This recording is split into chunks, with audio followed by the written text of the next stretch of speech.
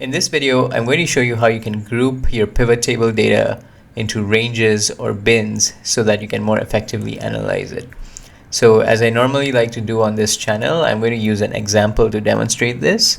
So suppose your boss sent you some car sales data and asked you the following questions. What is the most common selling price? And how many cars did we sell in the price range, $40 to $50K? So this is basically two columns of data, the car sale date and the sale price. So let's try to put this into a pivot table so that we can answer these questions. So I'm going to select the data and then go into Insert, Pivot Table, and then click on New Worksheet. And then I'm going to drag sale price into rows and car sale date into values so that I can see the count of car sale date, meaning how many cars did we sell at each price, at each selling price rather.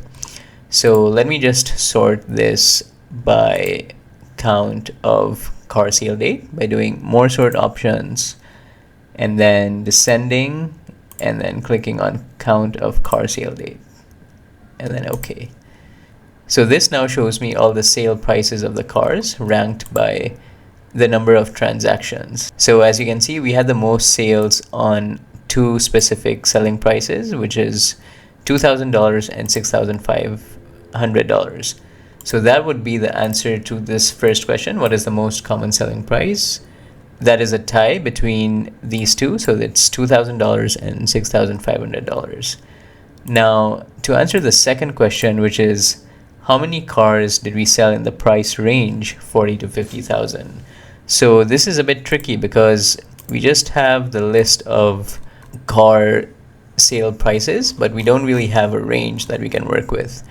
What I could do is maybe just sort this by selling price, sale price, and then manually see what falls in the price range 40 to 50K. And then just select all of those transactions. But what if we had a much larger data set? How would I easily do this? So that's where the group function comes in. So how you can group the data is basically select it using this down arrow and then right click and then click on group.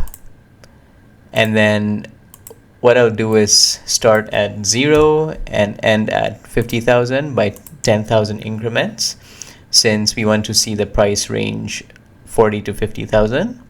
And then I'm going to click OK. So we have here basically the count of transactions by price ranges, by grouped price ranges rather. So this tells me that we sold 63 cars at selling prices between $40 to $50,000. So in this way, I can easily answer this second question from my boss. So the next time your boss asks you a question like this is how you answer it. That's all I have for this one. If you found this video helpful, don't forget to like and subscribe.